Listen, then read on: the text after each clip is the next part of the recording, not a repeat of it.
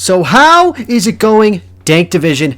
Dank Dan here, and I almost crashed into a tree when I saw my phone pop up with this notification as I'm driving home. I mean, I honestly had a choice between smashing into the guardrail or just pulling off to the side to make sure I read this right when I was driving. So, yeah, don't have notifications on for the news and drive, folks, because from Bloomberg.com as the source, it appears Activision, after going 17 years, has it that Treyarch is set to, just like their character Richtofen, break the cycle. Yeah, that's right, ladies and gentlemen. The cycle is finally broken, and we have it that COD 2023, which is Treyarch's COD, is set to be delayed to 2024, according to Bloomberg sources. Now, we have not seen this in, well, almost 2 decades. We have had a COD every single year since 2005. I just want you to picture that. That is amazing. That is just literally insanity. Now, it is worth noting, this decision was not made by Microsoft. Let me make this clear. That decision was made by Activision executives after the performance of Call of Duty Vanguard financial-wise. Let's face it, when it comes to execs, do they really care about the gameplay? Not necessarily. They care more about how much money they're raking in, and let's face it, when it came to Vanguard, let's be honest, compared to Modern Warfare and Cold War, how many of you have bought the same number of bundles this time around? Not a lot, right? Yeah, sure, you have it that today you had the Attack on Titans bundle, which, nice. But honestly, there's not really a lot going for it, so it's hurting them financially on so many levels. And because of that, they're considering whether or not releasing a game every single year is it doing a good thing? Well, here's the way I look at it. If COD decides to go the route of every other year, this could turn into a similar scenario to how Assassin's Creed played out when they went to every other year. Picture Assassin's Creed Syndicate. Not the best game in the world, not the worst game in the world, but you could tell that the creators were burned out.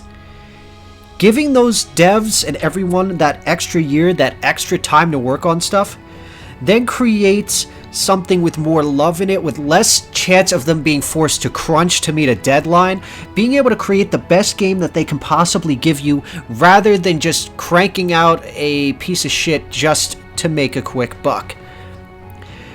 Now, just picture that for a second. Just picture a COD game that isn't rushed. We could literally be staring a new golden age of COD right in the face starting from this point forward, but who knows? It also is worth noting that Modern Warfare's sequel, that is not getting delayed. That is still coming out at the end of this year. We are still getting that game, and we will be seeing how that story unfolds, so nothing is changing in that regard. It is also worth noting that Activision actually had a spokesperson respond to this, in which case this is where it gets confusing. We have an exciting slate of premium and free-to-play Call of Duty experiences for this year, next year, and beyond. Reports of anything otherwise are incorrect.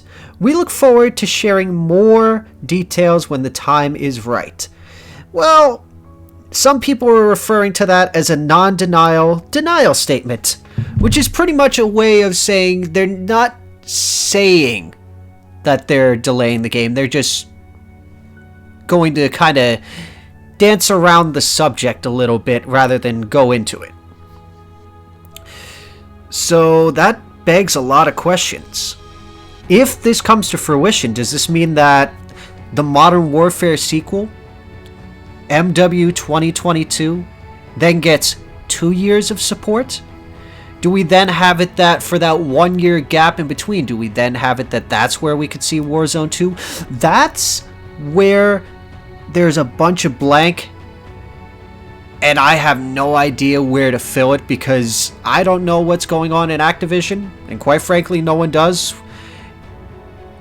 And honestly, I would just love to see the comment section down below. Tell me what you think would happen if Treyarch's COD game gets pushed back by a year. What would be the best case scenario to pretty much make the time go by from MW 2022's release all the way to the Treyarch COD 2024 release? So with that being said, if you guys enjoyed watching this video, don't forget to click that subscribe button to pretty much keep up to date on all things Call of Duty. Also, don't forget to hit that like button. Leave a comment down below because I always love having those conversations with every single last one of you. I'm also going to leave a link to the Discord server so that we can continue these conversations well outside of the videos. And everyone out there, you guys have a wonderful day, night, whatever you're doing, do it wholeheartedly. And of course, as always, this is Dank Dan, signing off. Get them to hit that subscribe button, Dank. It's the only way we can figure out the numbers.